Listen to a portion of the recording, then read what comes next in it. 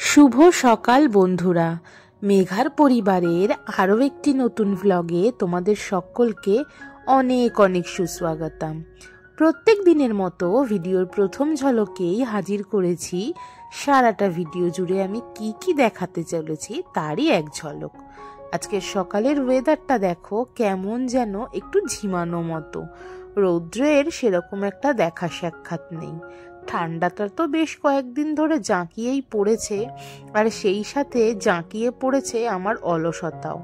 কিন্তু কাজের দোহাই তো আছেই, ফাঁকি তো দিলে চলবে না।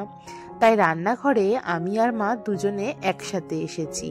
মা একদিকে গরম গরম পরোটা ভাজছে, আর আমি একদিকে রান্না করে নিচ্ছি শীতকালের আমাদের বাড়ির সবচেয়ে প্রিয় সবজি। আমরা বাড়ির প্রত্যেকেই এই সবজিটা খেতে ভীষণ পছন্দ করি। সারাটা গরমকাল জুড়ে অপেক্ষা করি শীতকালে এই তরকারিটা খাবো বলে। বিট, গাজর, আলু, ফুলকপি সমস্ত কিছু দিয়ে সাথে মটরশুঁটি, এই তরকারিটা না ভীষণ ভালো লাগে খেতে। আর এইদিকে টিফিনের পর্ব সেরে এসেছি ওপরে আমার ঘরে। কম্বলটা বেশ কয়েকদিন একটানা ব্যবহার করা হচ্ছে, তো কেমন যেন একটু বিচ্ছিরি স্মেল আসছিল, আর ধুলোও জমেছিল জানো, রাস্তার ধারে বাড়ি তো সেই কারণে সকালে খুব ভালো করে এটাকে রোদ খাইয়ে নিয়েছি। আর এখন এরপরে এটাকে খুব ভালোভাবে ভ্যাকিউম করা হচ্ছে। ধুলোগুলো খুব সহজেই পরিষ্কার হয়ে যায়, আর এইটা খুব কঠিন কাজ, আমাদের মতো মেয়েদের পক্ষে করাটা খুবই কষ্টকর। তাই প্রত্যেক বছর এই কাজের দায়িত্বটা আমার বরই নিয়ে থাকে। তাই ও ধৈর্য ধরে অনেকটা পরিশ্রম সহকারে দুটো কম্বল খুব ভালোভাবে ক্লিন করে দিয়েছে। একদিনে তো সবগুলো করা সম্ভব হয় না, আজ দুটো করা হলো, অন্য কোনো একদিন আরও দুটো করে নেওয়া হবে।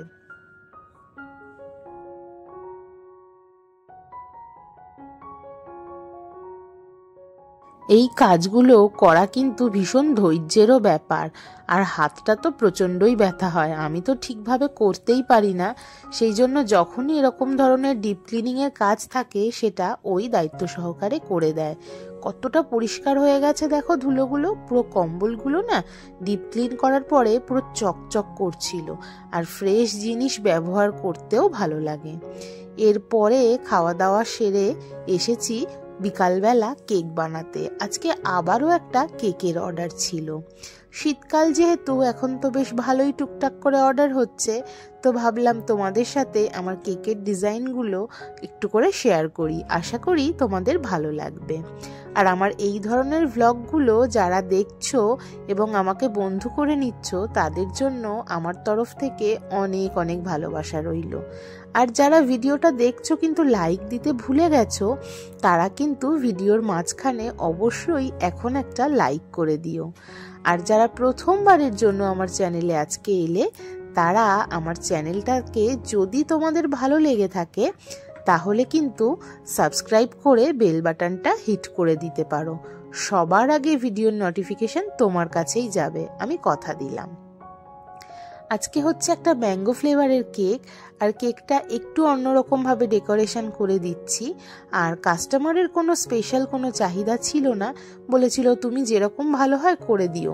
আর এরকম যখন ফ্রি হ্যান্ডে কাজ করতে থাকি তখন কিন্তু সেই কাজটা অনেক বেশি ভালো হয়, কারণ যখনই কোনো একটা ডিজাইন ওরা দিয়ে দেয় সেটা মাথায় রেখে কাজ করতে গেলে অনেক সময় এদিক ওদিক হয়ে যায় আর কি। আর যখন বলে তুমি তোমার মতো করে করে দিও, তখন একদম অবাধ স্বাধীনতা, কাজ করেও কিন্তু খুব শান্তি। কেকটা তোমাদের কেমন লাগছে সেটা কিন্তু কমেন্টের মাধ্যমে আমাকে জানাতে ভুলো না। আর কে কোথা থেকে আমার ভ্লগগুলো দেখো সেই জায়গার নামটাও কিন্তু কমেন্ট বক্সে তোমরা লিখে দিতে পারো। কেকের ফাইনাল লুকটা দেখো, বেশ সুন্দর হয়েছে কিন্তু, তাই না? এরপরে রাত্রেবেলা মা এসেছিল পিঠে করতে। পিঠে পুলির সিজন তো শুরু হয়ে গেছে, আর আমরাই বা পিঠে খাওয়া থেকে বাদ যাই কিনা, সেই কারণে আজকে পাটিসাপটা দিয়েই আমাদের পিঠে পুলির উৎসব শুরু। আজকে পাটিসাপটা খাওয়া হবে, অন্য কোনো একদিন অন্য কোনো পিঠে। তোমাদের সাথে সেটাও শেয়ার করব।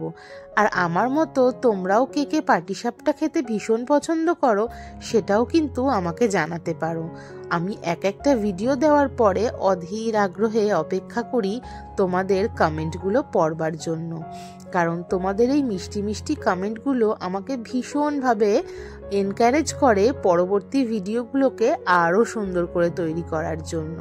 আর এরপরে দেখো ননস্টিকের পাত্র বলে খুব সুন্দরভাবে কিন্তু পাটিসাপটাগুলো তৈরি করে নিচ্ছে।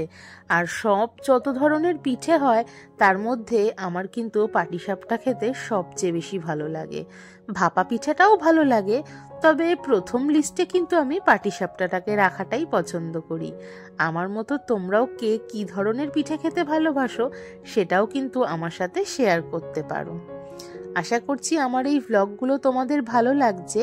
আর যারা আমাকে নতুন বন্ধু করেছো তারা কিন্তু আমার কমিউনিটিতে এসে অবশ্যই একটা লেটার রেখে দিও, তাহলে কে আমার নতুন বন্ধু হলে সেটা আমার বুঝে নিতে ভীষণ সুবিধা হবে।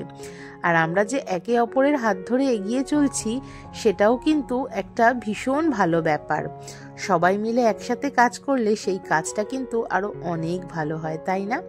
পাটিসাপটাগুলো দেখতে যেমন সুন্দর হয়েছিল, খেতেও কিন্তু দারুণ হয়েছিল। একটা একটা করে পাটিসাপটা মা ভেজে নিচ্ছে আর আমি তো পাশে দাঁড়িয়েই ছিলাম। আর স্মেলটা এত ভালো আসছিল যে এই স্মেলেই আরো বেশি খিদে পেয়ে যাচ্ছিল। এক এক করে মা সমস্ত পাটিসাপটাগুলোকে প্লেটে গুছিয়ে দিচ্ছে। আর শীতকালের দিনের বাড়িতে মায়ের হাতে তৈরির পাটিসাপটার স্বাদ সে যেন এক অন্যরকম টেস্ট। যতই নিজেরা বানাই না কেন এত ভালো কিছুতেই হবে না। এখান থেকে আমি আবার দুটো পাটিসাপটা তুলে আমার বরকে দিয়েছি। সারাদিন বেচারা অনেক খাটাখাটনি করে দিয়েছে, তাই প্রথম পাটিসাপটাটা তার পাওনাই হয়। আমি বললাম গালে দিয়ে ঝট করে রিভিউ দাও দেখি, আমার বন্ধুরা অপেক্ষা করে আছে একটা অনেস্ট রিভিউয়ের জন্য। আর মাও বলছিল হ্যাঁ হ্যাঁ কেমন হয়েছে আমাকে জানিও। তো দেখো রিভিউ কিন্তু খুব ভালোই পেয়ে গেলাম। এরপরে যে নিজে বানিয়েছে সেও কিন্তু খেয়ে দেখে নিচ্ছে। আজকের ভিডিওটা এখানেই শেষ করলাম, পরের ভিডিওতে খুব তাড়াতাড়ি দেখা হবে।